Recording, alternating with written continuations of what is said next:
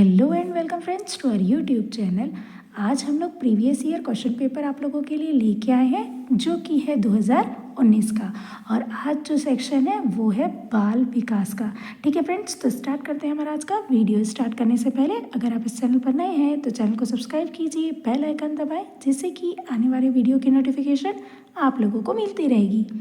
तो आज का हमारा पहला प्रश्न है, वातावरण व बाहरी शक्ति है जो हमें प्रभावित करती है, यह किसने कहा है? तो ये किसने कहा है फ्रेंड्स? ये कहा है रॉस ने। ऑप्शन बी इसका करेक्ट आंसर होगा। अगला प्रश्न है, छोटे शिशु खिलौनों तथा अन्य वस्तुओं को फेंककर उसके भागों को अलग करके किस भाव को दर्शाता है? जिज्ञासा प्रवृत्ति को दर्शाता है। ठीक है फ्रेंड्स, चलते हैं अगले प्रश्न पर। प्रश्न 3 है, 6 से 9 वर्ष की आयु वर्ग का बच्चा अपने तत्कालिक वातावरण में अधिक रुचि लेता है, इसका अर्थ है? तो इसका जो सही उत्तर होगा फ्रेंड्स वो होगा ऑप्शन डी, उपरोक्त सभी। मतलब पाठ्य अधिक विस्तृत ना हो, पाठ स्थानीय मुद्दों पर केंद्रित हो, व्यक्तिगत स्वच्छता और स्वास्थ्य पर पाठ अधिक सार्थक होंगे। ये सभी इसके उत्तर हैं। अगला प्रश्न है, शिक्षण प्रक्रिया को बढ़ाने के लिए प्रौद्योगिकी के उपयोग को शिक्षा में खालिस्तान कहा जाता है। तो ये जो है आईसीटी कहा जाता है। ऑप्शन बी इसका करेक्ट आंसर होगा। अगला प्रश्न है, भौतिक विकलांगता को परिभाषित करने के लिए निम्न मानदंडों में से किसका उपयोग किया जाता है? तो किसका उपयोग किया जाता है? उपरोक्त सभी का। औसत बुद्धि कामकाज से नीचे, समान तौर पर अनुकूल कामकाज में हानि, इन कमियों को 18 वर्ष की आयु से पहले प्रकट किया जाना, ये सभी आएगा। अगला है, वह विकासात्मक विकार का एक उदाहरण है। तो इसका जो करेक्ट आंसर होगा वो सभी आएंगे।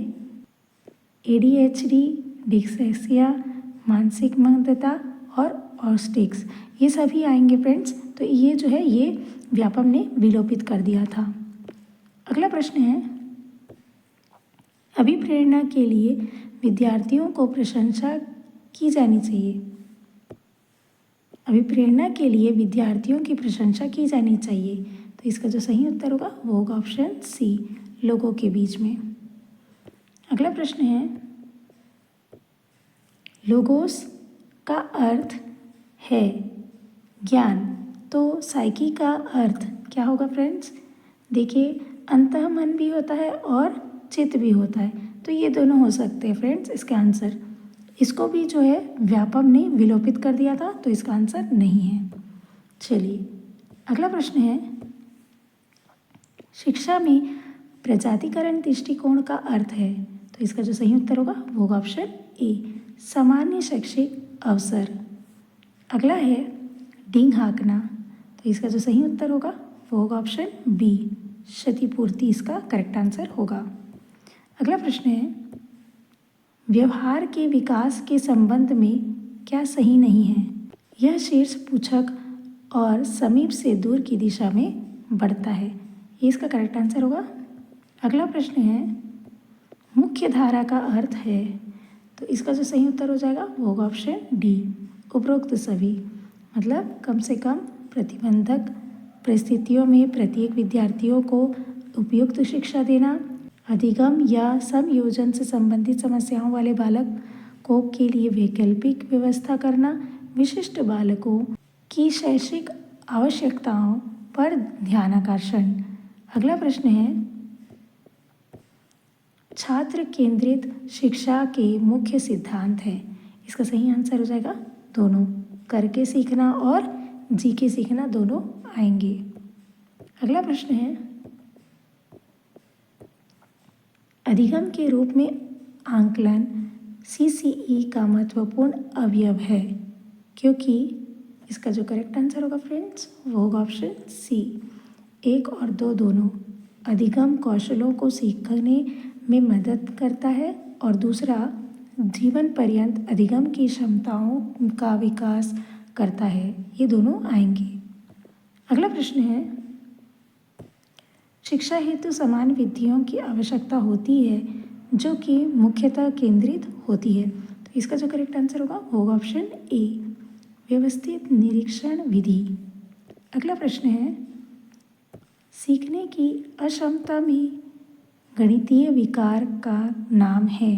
तो इसका जो करेक्ट आंसर होगा ऑप्शन सी, डिसकैल्कुलिया, ये इसका करेक्ट आंसर होगा। अगला प्रश्न है, विद्यार्थियों में सीमित अवधान की समस्या को हल किया जाता है। इसका करेक्ट आंसर होगा ऑप्शन बी, छोटे शब्द विस्तार के साथ छोटे पाठ द्वारा। अगला है, साक्षात्कार प्रविधि का एक महत्वपूर्ण भाग है। तो इसका जो सही उत्तर होगा वो होगा ऑप्शन सी, व्यवहारगत परिविधियों का। अगला प्रश्न है, शिक्षक द्वारा सहायक सामग्री के उपयोग का आधार। तो इसका जो करेक्ट आंसर होगा वो ऑप्शन ए, पाठ की मांग के आधार पर। अगला प्रश्न है, अनुबंधन से पता चलता है कि सीखने की प्रक्रिया एक प्रबल चर है, संभवतः योग्यता से ज़्यादा महत्वपूर्ण चर। तो इसका जो करेक्ट आंसर होगा वो होगा ऑप्शन सी, अभिप्रेरणा जो है इसका करेक्ट आंसर होगा।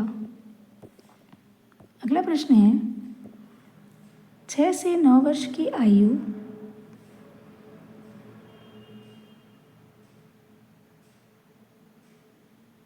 6 से 9 वर्ष की आयु के बीच के बच्चे में पढ़ने और लिखने की गहरी इच्छा होती है, लेकिन मांसपेशियों में समन्वय अभी अपूर्ण है। शिक्षक उपयुक्त व्यवहार होना चाहिए। तो इसका जो सही उत्तर होगा फ्रेंड्स वो होगा ऑप्शन बी, उन्हें अधिक लिखित कार्य दिया जाना चाहिए।